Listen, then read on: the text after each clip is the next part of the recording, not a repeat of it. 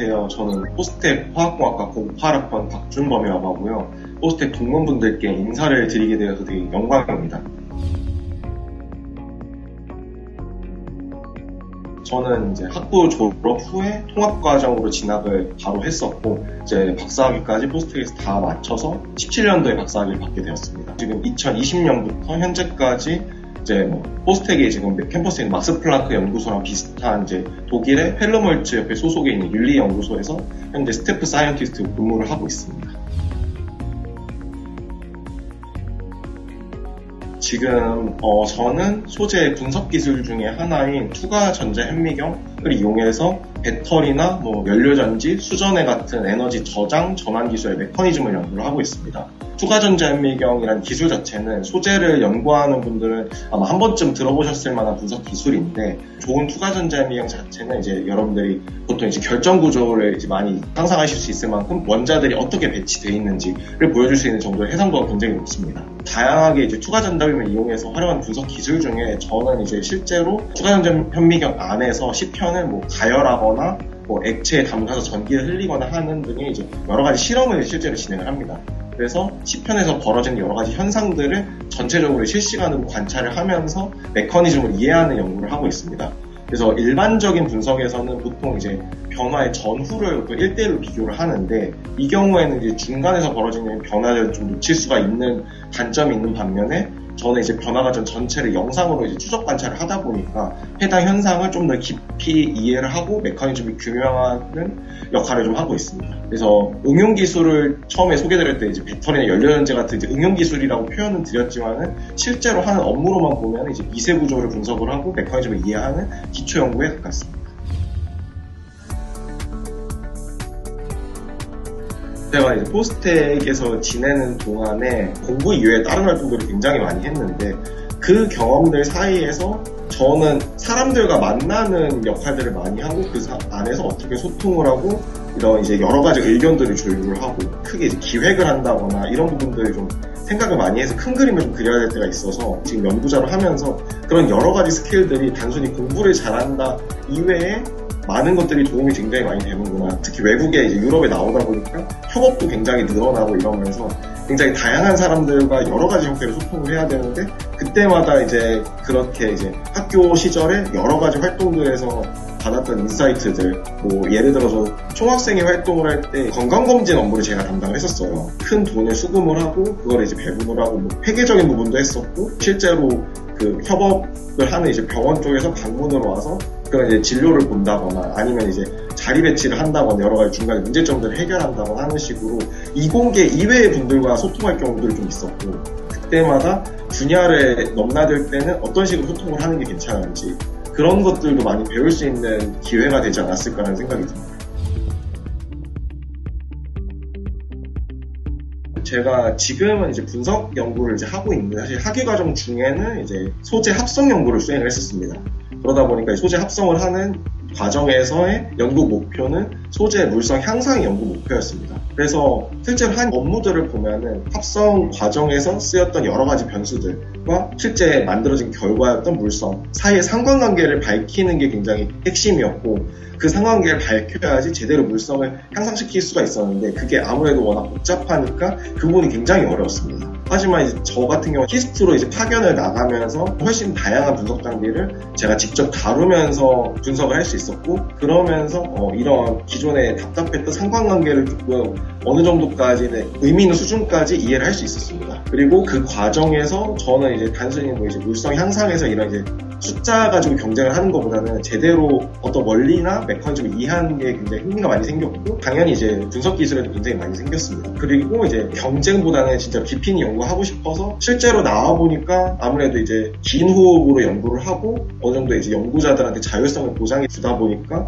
그런 깊이 있는 연구를 수행하는데 굉장히 최적의 환경이었다고 저도 깨달았습니다. 제가 솔직하게 얘기를 드리면 이거는 장단점보다는 본인의 성향이랑 뭐가 맞는지로 이해를 하는 게 더 맞을 것 같습니다. 연구에만 적용되는 게 아니라 전반적인 일상생활과도 적용이 많이 되는데, 한 가지 예를 들면은 이제 한 1년 전쯤인가 한국에 이제 KTX가 뭐 한 20분이 연착이 되었다고 전국 뉴스가 뜬 적이 있어요. 근데 이제 독일에서는 이제 일상적으로 한 20분은 연착은 거의 일주일에 한 번쯤은 겪을 수준 굉장히 자주 있거든요. 그러다 보니까 이게 어떤 식으로 연결이 되냐면은, 한국은 모두가 굉장히 열심히 일하면서 빠릿빠릿하게 돌아가는 이제 톱니바퀴들로 구성이 돼서 내가 필요할 때 언제든지 요구를 하고 빠르게 해결이 된다 라는 부분이 있는데, 이게 반대로 나도 그렇게 빠르게 일을 열심히 해야 된다 라는 식으로 진행이 되는 반면에, 이제 독일 같은 경우에는 모두가 자기의 개인 생활이 더 우선이에요. 가족이 중요하거나 내 건강이 중요하거나, 이러다 보니까 내가 쉬고 싶을 때 언제든지 쉴 수가 있어요. 그래서 누군가가 조금 뒤처지면은 서로가 조금씩 도와가면서 이끌어 나가야 된다 보니까 시간적으로나 이제 이런 진행 속도가 굉장히 느려집니다. 근데 이거의 장점은 나도 뭔가 힘들거나 쉬고 싶을 때 나도 쉴 수 있다 라는 부분이 있어서, 이게 속도나 뭐 깊이나 이런 부분들의 차이가 좀 있습니다. 근데 이게 장단점이라는 영역보다는 내가 어떤 성향이 맞는지, 내가 어디에 맞는지를 경험했으면 좋겠다 라고 답변을 드리고 싶습니다. 정확하게 어떤 프로그램이라고 정의하기보다는 이걸 좀 했으면 좋겠다고 하는 게, 본인이 관심 있는 분야에 이미 일하고 있는 선배들과의 만남을 조금 적극적으로 시도해보라고 저는 얘기를 드리고 싶어요. 이제 이미 뭐 학과 사무실이나 학생지원팀을 통하면은 이메일이나 뭐 핸드폰이나 연락처를 얻을 수 있는데, 이게 이제 저 같은 경우는 실제로 학부 이제 재학 중에 사실 저는 대학원보다는 과학 정책이 조금 더 관심이 있었어요. 총학생회도 하고 이러다 보니까. 그래서 그때 이제 진로에 대해서 고민이 있을 때 우연히 이제 선배와의 대화나 이런 이제 프로그램들에서 방문하셨을 때 이제 특허청 사무관님이 계셨고요. 그 다음에 한국과학기술기획평가원 키스텝이라고 하는 이제 기관에서 오셨었는데, 그 두 분의 선배님들한테 연락을 드려서 식사도 하고 이야기를 좀 나눴었습니다. 실제로 저도 이제 아무래도 선배들한테 연락을 하는 게 바쁘고 이러니까 내 연락이 굉장히 방해가 되거나 좀 이러지 않을까 되게 두렵기도 하고 어려웠는데, 막상 연락을 드리니까 굉장히 흔쾌하게 만나자고 해주시고 자리에서도 실제로 아낌없는 조언을 해주셔서 너무 감사했습니다. 그리고 지금 저도 여러 가지 활동이나 경로를 통해서 이제 후배님들한테 연락이 종종 오게 되는데, 그때마다 이제 반갑고 이제 응원하는 마음으로 조언을 하게 되더라고요. 그래서 저는 이제 아무래도 선후배 사이에 조금 세대나 이런 이제 시기가 다르더라도 아무래도 이제 딱 그 아기자기한 이제 포스트 캠퍼스에서 지냈던 수업들이 좀 비슷하다 보니까 아무래도 다 이제 선후배를 하나로 다 이어준다고 생각을 하고요.